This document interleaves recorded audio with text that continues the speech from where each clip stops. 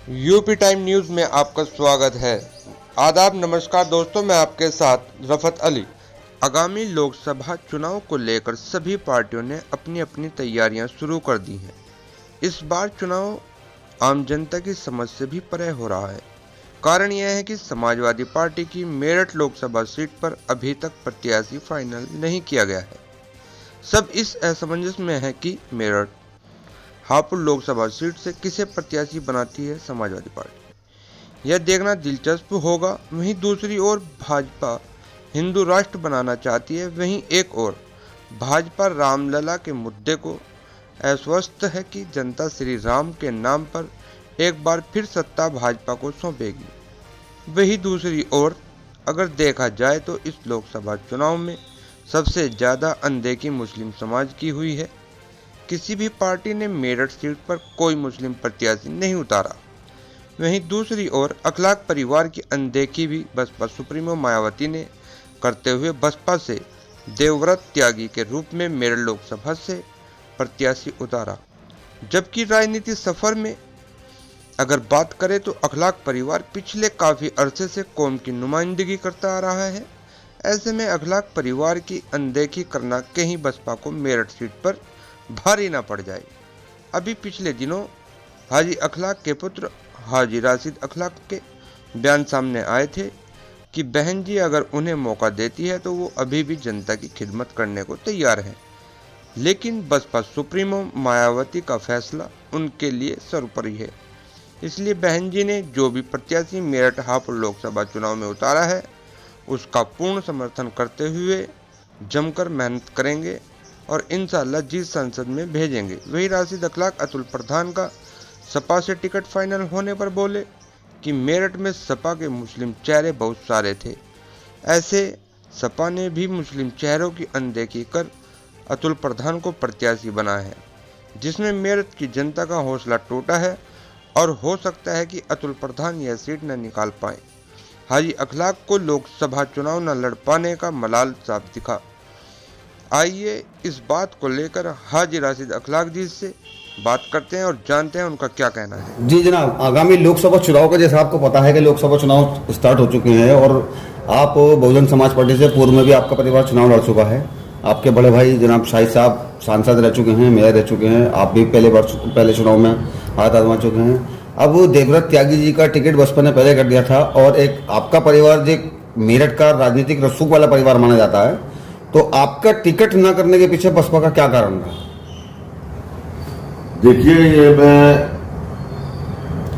Bahujan Samaj party का जो ticket है वो कोऑर्डिनेटर के द्वारा बहन जी को रिपोर्ट दी जाती है और बहन जी उसी के अनुसार टिकट करती हैं और मैं बहुजन समाज पार्टी से जुड़ा हुआ हूँ। तो जो भी अब बहन जी का निर्णय होगा तो हमें तो उसके साथ में है। लेकिन बहन जी अगर आज भी अगर मुझे टिकट देती हैं तो मैं कल से ही इसको ये है हम चुनाव तैयारी करेंगे, वरना जो भी बहन जी ने प्रत्याशी उतारा हम उसको चुनाव लड़वाएंगे। अभी जैसे देखा जा रहा है कि आजकल ये भाजपा सरकार जो है मुसलमानों को की तरफ कुछ ज़्यादा ही अट्रैक्शन है इनका, मुसलमानों को ख़त्म करने की साजिश चल रही है हिंदुस्तान के अंदर। इस बारे में आप क्या कहना चाहेंगे? देखिए, वो तो सब देश के पूरे हालात आप जानते ही हैं किस तरह से चल रहे हैं कि किसी तरीके से मुसलमानों को जो है जो भी हो रहा है वो सबके सामने है। लेकिन ये लोकतंत्र है, लोकतंत्र के अंदर लड़ाई लड़ी जाती है। अब लोकसभा के अंदर 24 को चुनाव होगा, इसके अंदर मजबूती से जो है मुसलमान अपना जो है वोट डालेंगे, अपना इस्तेमाल करेंगे और उसकी लड़ाई लड़ेंगे।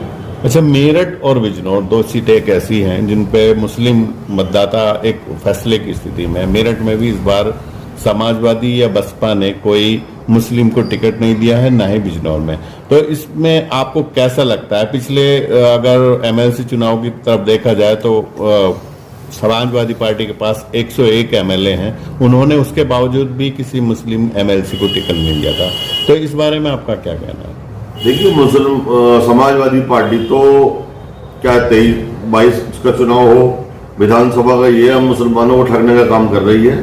और मेरठ हापुड़ लोकसभा के अंदर 6 लाख मुसलमान की वोट है, जिसको नगर निगम के अंदर भी जो है ठगा गया और अब की बार भी हटाया गया बिल्कुल, जबकि समाजवादी विधायक मौजूद है मुसलमानों के। उनको ना देते हुए अब भी मुसलमानों को इग्नोर करा गया है।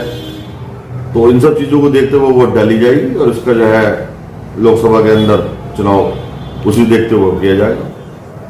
अब आगामी जो लोकसभा चुनाव हैं इनके अंदर समाजवादी पार्टी के मजबूत चेहरे भी मेरठ से आप सभी जानते हैं, हम लोग भी जानते हैं, आप भी जानते हैं कि एक से एक मुस्लिम चेहरा और रसूखदार चेहरा समाजवादी के पार्ट मौजूद है। लेकिन अब चूंकि पार्षदी के चुनाव हो, मेयर के चुनाव हो, विधायकी के चुनाव हो या अब ये लोकसभा सांसद के चुनाव हैं, इनमें सब में सपा की पहली पसंद अतुल प्रधान बने हुए हैं। इसके बारे में आप क्या कहना चाहेंगे? बस देखिए, समाजवादी पार्टी तो सिर्फ मुसलमानों को बेवकूफ बना के वोट लेने का काम कर रही है, लेकिन अब मुसलमान समझ रहा है चीज को अच्छी तरीके से कि जो इस तरीके से मुसलमानों को जो है 6 लाख वोट मेरठ हापुड़ लोकसभा में अंदर है और उसके बावजूद भी ये प्रत्याशी जो है मुसलमानों को बिल्कुल इसके अंदर नजरअंदाज किया जा रहा है। और जिस तरीके से अतुल प्रधान जी को टिकट दिया है उस तरीके से तो मुसलमान अपना वो ठगा महसूस कर रहा है और ये मुस्तकिल समाजवादी पार्टी इस तरह से मुसलमानों को ठगने का काम कर रही है। दो कि आपके इसको लोकसभा में इसका जवाब दिया जाएगा मजबूती से। अच्छा, जिस तरह से समाजवादी पार्टी भी टिकट होल्ड पे कर रही है, बदल रही है, अगर किसी तरह से अगर बसपा से आपका टिकट हो जाता है, चेंज हो जाता है, तो क्या तैयारियां हैं आपके पास चुनाव लड़ने की? तैयारी तो देखिए, हमारी एक पुराना एक राजनीतिक परिवार है जो कि विधानसभा में मेरे वालिद 2 बार विधानसभा यहाँ से चुनाव लड़ चुके हैं, मेरे भाई भी जो है चुनाव लड़ चुके हैं और मैं भी विधानसभा 2012 में लड़ चुका हूँ। तो हमारा तो एक घराना एक पूरा एक जनसेवा करने वाला परिवार है और हमें को तैयारी की जरूरत नहीं है, हम तो हमेशा तैयार रहते हैं। आज अगर हमें टिकट देंगे तो हम कल से इसकी लड़ाई शुरू कर दें, लेकिन ये निर्णय तो सिर्फ बहन जी का है और बहन जी के अगर मुझे आशीर्वाद देंगी तभी मैं करेंगे, बाकी वरना जो प्रत्याशी उतारा है सपोर्ट करें।